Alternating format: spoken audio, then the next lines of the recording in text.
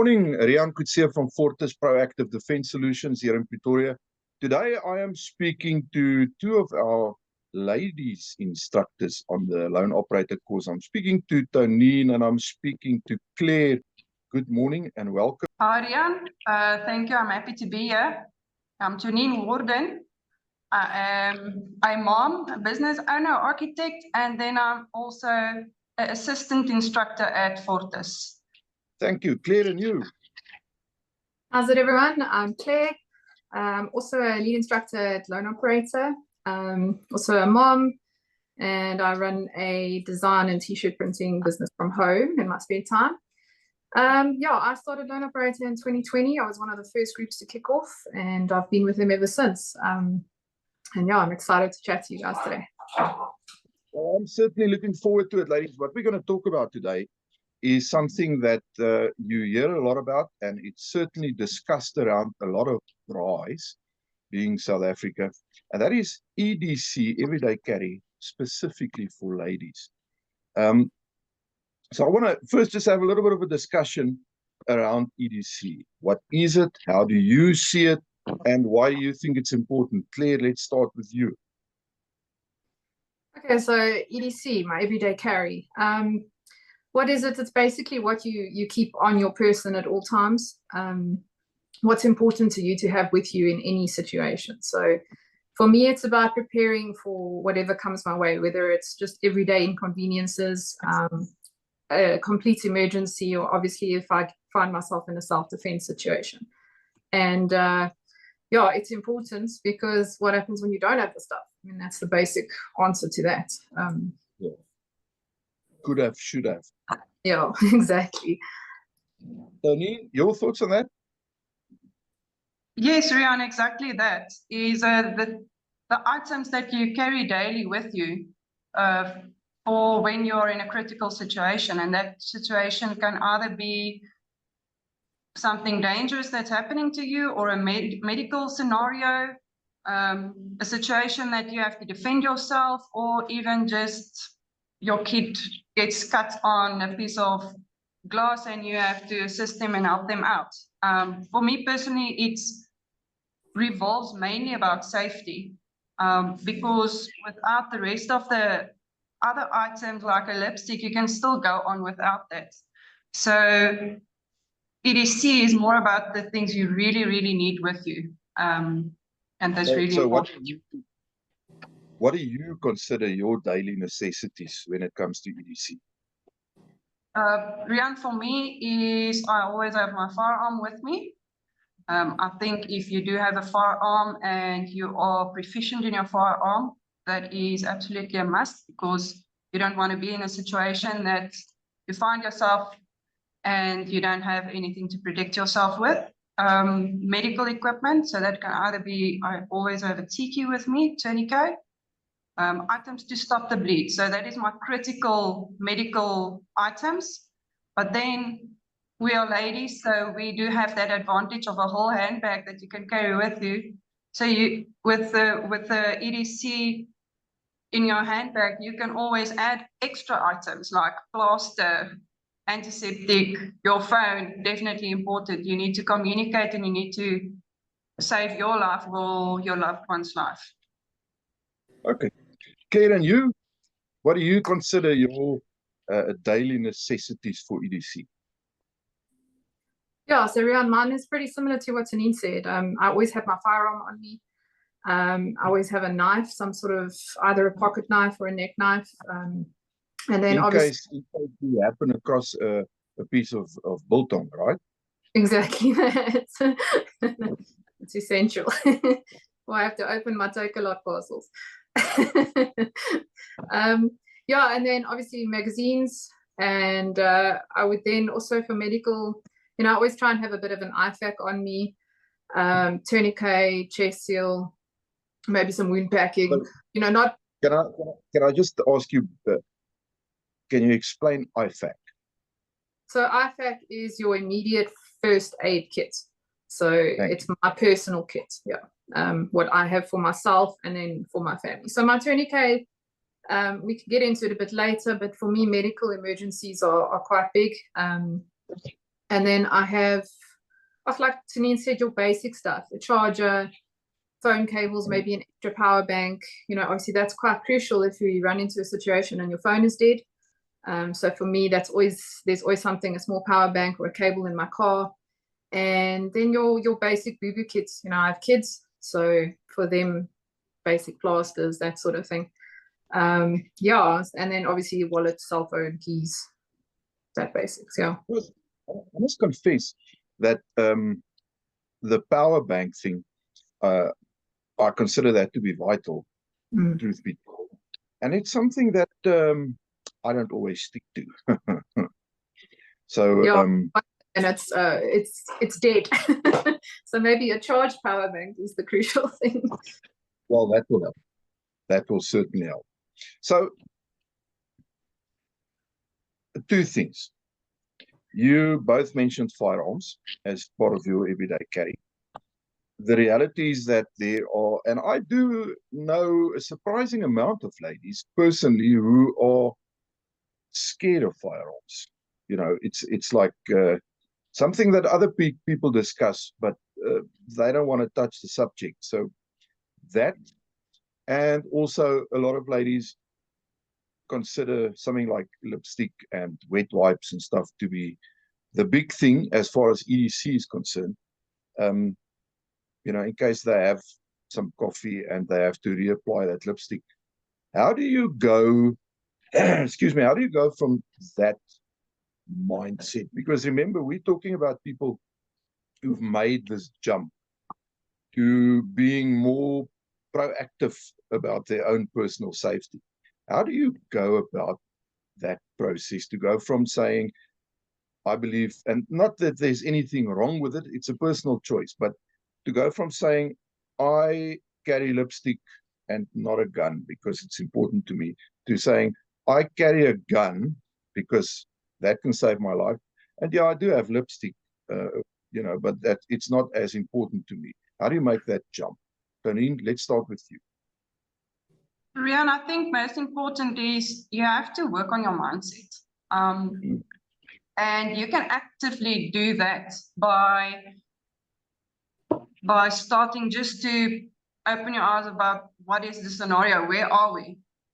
Just acknowledge the reality around you, and that is we live in South Africa, and it's not a safe environment. Doesn't matter where you are in South Africa. The other thing is not just for your safety, but what situation medically can you find yourself in? And that is inevitable. That will happen. It's not when, but it will happen, and probably not to a very crucial extent. It might either be life-threatening or something small, as I say. In terms of your self-defense, is do you want to be in a situation that you are just completely powerless? And I'm sure there's a lot of ladies out there that crave to be just more empowered, just not to be so reliant on someone else. So you have to get to a point that you just decide to yourself that I want to be self-reliant, because there's not someone going to be there to help me out in a situation. Can I just oh, there we go, you're back. Sorry, the screen went green there for a moment. Okay. So you have to realize that you need to be your own first responder. It might be that you're married. Your husband's not always going to be there to protect you. You're going to be there on your own, at least for the first 5 minutes, first 10 minutes, first half an hour, depending on how long it's going to take for someone to come and help you out.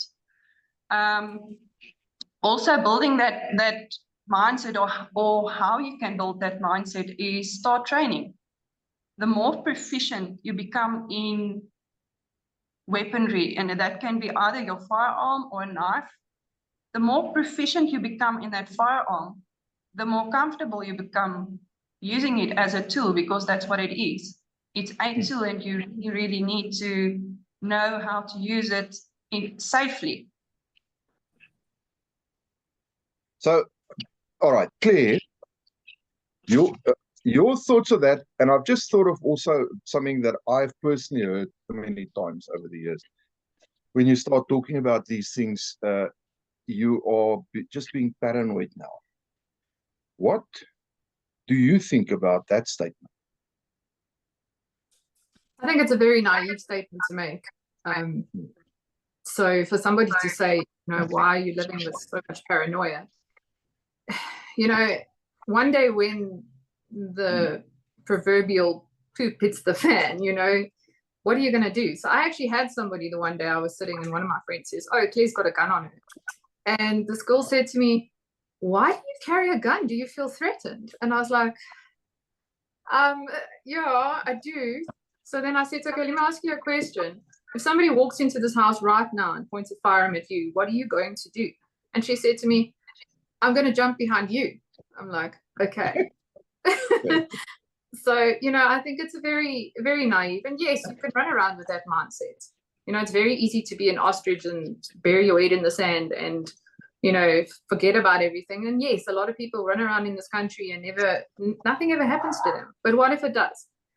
Being prepared in that situation could potentially save you or your loved one's life. And to answer the initial question, how do you get there? And I think it's experience. It's, realizing day to day what we deal with, seeing the news, seeing situations unfold before you. And for some people, unfortunately, it's maybe something that has happened to them, that they've been in a situation and they've been defenseless and powerless. And, there's one of our fellow female instructors talks about what prompted her was a hijacking, where she just stood there with her hands behind her back and did what they said. And when you found yourself in a situation like that, you very quickly then realize, okay, well, what if I had X amount of things with me, or what if I had the training and the experience and the confidence to actually deploy a firearm? So for me, I think, you can't force anyone into that. They've got to get to that point. And like Tonine said, you've got to actually make that decision and realize that South Africa is a violent country. And anything could happen at any time. And also, add something onto what you said as well, Rian. Yeah, go for it. Is there's a big difference. You're not walking in fear. We are not walking in fear, and that's why we do it. You read my mind. And there's a difference being prepared and being just scared all the time. So I'm definitely not being scared all the time, and I'm actually very, very comfortable because I know my limits and I know what I'm capable of. Yeah, you basically now just said what I was starting to say right there. Because being paranoid is a problem up here. It's something that you actually, it can drive you crazy. You need medicine for it. Whereas if you are prepared, you tend to be a very relaxed person, just very aware of what goes on around you and better prepared to handle it if it boils down to that. And I think there's a strong message in that as to why looking at your everyday carry, and specifically the training part that we will discuss in a follow-up video, is so crucial to this whole thing. Agree? Absolutely. Absolutely. That's exactly why I started loan operator. The loan operator course is I had a firearm, and what do you do with it now? Now husband tells you, listen, you have a firearm, you have to carry it with you, but you're not proficient enough with it. So exactly. Just by the loan operator program, I was already so much more proficient, comfortable wearing it every day, and everything kind of just slots in naturally. We're gonna expand on that point in regards to the training and how crucial really that is for the whole process. In a follow-up video. For now, Claire, I just want to get back to you before we end. You've now also been through this gauntlet of its paranoia. Do you feel paranoid? No, Rian, not at all. I feel don't look paranoid. no. No, you know, like Tonine said, when you've trained and when you've actually been in situations on the shooting range or wherever you are, you know, and you start to visualize what you're going to do, and you start to sort of think about how you're going to react to certain situations. When you've done a vehicle hijacking course, and then you start to realize how to drive properly and how to be aware of your surroundings. And, you know, yes, there is always going to be a certain element of, you know, fear in certain situations, but am I prepared for it? Yes. Am I ready for it? Yes. You know, and it was a big thing if you went back to when those riots happened, you know, it was for me, I had done lone operator and I actually felt ready for it. And it was quite an empowering feeling. And I had friends phoning me that used to laugh at me that I was always gun crazy, and, you know, and I had all my supplies and I had food for days and all that crazy stuff. And then they were phoning me like, we're coming to you. And I'm like, no, you're not. What are you bringing? You know, We're all gonna need your address. You know, just saying. The next time. So my Okay. answer to is, what are you bringing to the table? Are you a doctor? All right, ladies, I'm going to conclude this discussion at that point. I thank you both for your time, and we shall speak again real soon. Thank you, Ria. Thank you. Thank you.